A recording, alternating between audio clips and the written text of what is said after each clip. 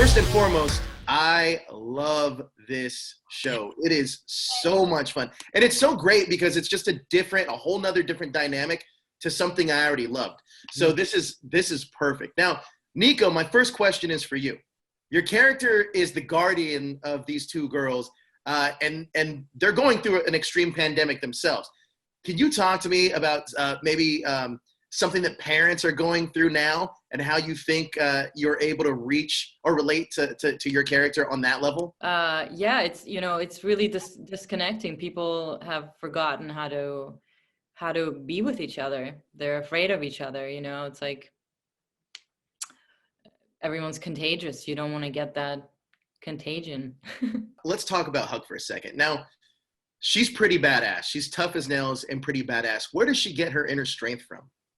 From her experience, really. She's been in the armed forces and she's joined teams before and believed in them and worked really hard, and then realized that people, they make decisions sometimes out of their all sorts of interests, and a lot of times they don't know, they just kind of push the button, and she's been disillusioned by life and has become a standalone figure and had to truly align herself with herself. Before it was like, which organization can I join to make sense of the world? And then you realize everyone's in the same boat and no one has it figured out. And you just have to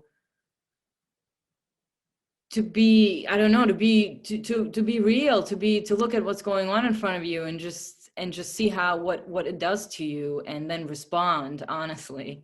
And that's what she does. And she's out there inspiring people to do the same, to get out, to try something new, really, because there is no one way. There never really was. It was just all trial and error. Right. Now, can you talk to me about the scariest thing about the Walking Dead apocalypse? Because the Walking Dead apocalypse is well known to be humans. The scariest part is the humans, not the zombies.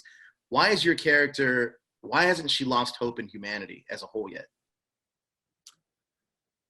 Because she knows that people are capable of anything, and we are many faces, and it's all about accessing those other parts of us. And she has learned how to do that with herself, and she has learned how to do that. She knows, she's like, if I can do it, I know you can do it too, because we're all the same. Right. And that's her, that's her superpower, because she recognizes it and she sees it. She recognizes it in other people, and she knows when they're not doing it, when they're being, when they're hiding, when they're afraid. And in this world, death is a big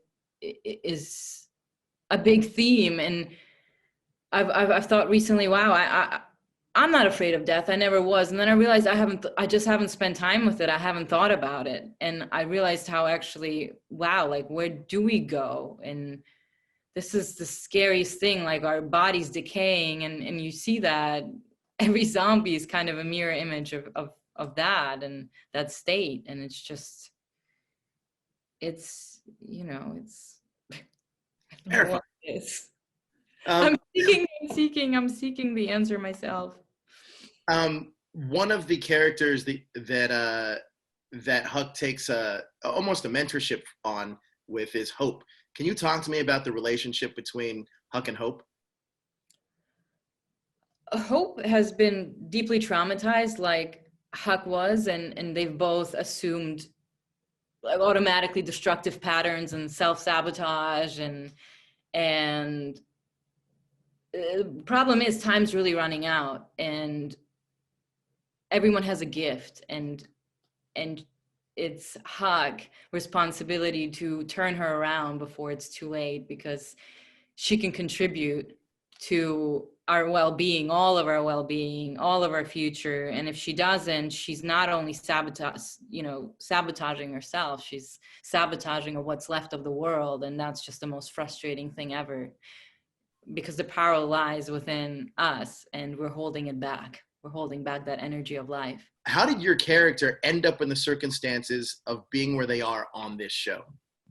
Well, Huck was out in the wild, and and she found this community that took her in because she was completely broken, and they fixed her up, and she took all sorts of jobs to pay back what they have given her. And then, you know, there was a job post in the security team, and she was like, I got the experience, I was in the armed forces, you know, I've got all sorts of training, I got, you know, I'm gonna save you, I'm gonna keep you safe, I owe you my life. And you know, Felix said, yeah, let's go. And so that's how she ended up at this community, and on the inside, so to say. And now she's taking them back out.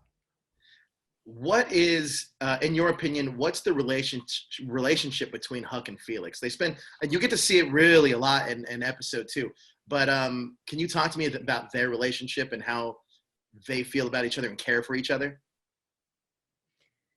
Yeah, there's a brotherly connection between them. And again, you know, when you take the sexual aspect away, there's this sense of freedom. You can just be yourself. There's no impressing. There's no, you know, there's no end goal, you know. It's just sort of, I'll give it away to to Neeks in a second.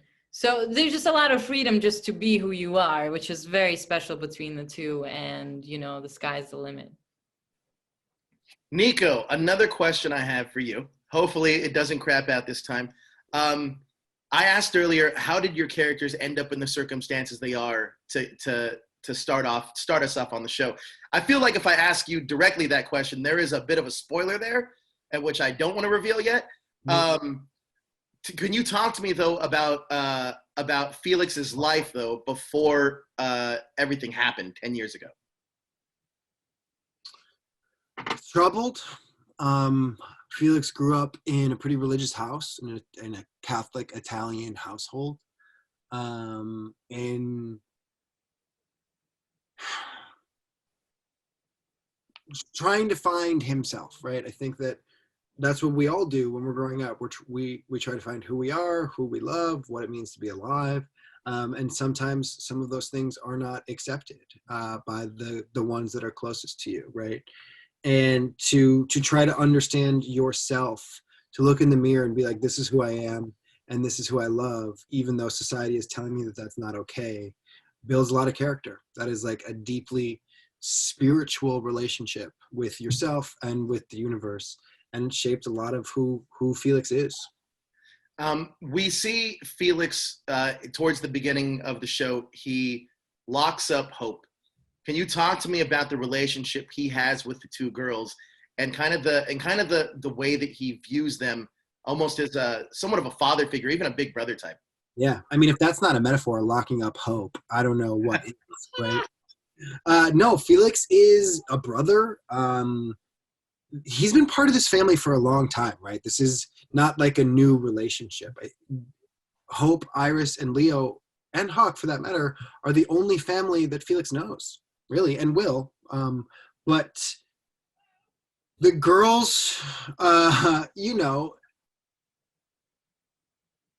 the girls try him. Hope specifically pushes Felix to the edge. I think Felix sees a lot of himself in Hope, and he doesn't want her to stray too far.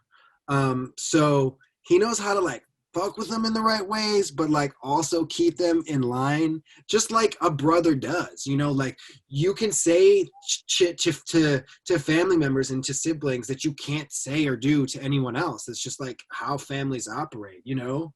Blood is thicker than water, but it's also harder to clean up. You know what I mean? That's true. I'm not gonna lie. That episode 2 where we get some stuff about your guys' character, phenomenal. That episode's so good. I do have to ask though. So this show's obviously a spinoff from the original The Walking Dead show. How do you think your characters will leave its mark on the long line of the fan favorite franchise? Well, we're new beings, so we can really go anywhere. There's no confinement. There's just the hustle and the imagination, and you know, we can be as creative as we can be, and there's no one holding us accountable for, hey, this is where you're supposed to be. It's kind of, we can just endlessly evolve and take the audience with us on that. Yeah, absolutely. Journey. I feel like the audience, if they haven't already, will begin to hold us accountable because we are part of such a massive franchise now, right? They expect something from these characters.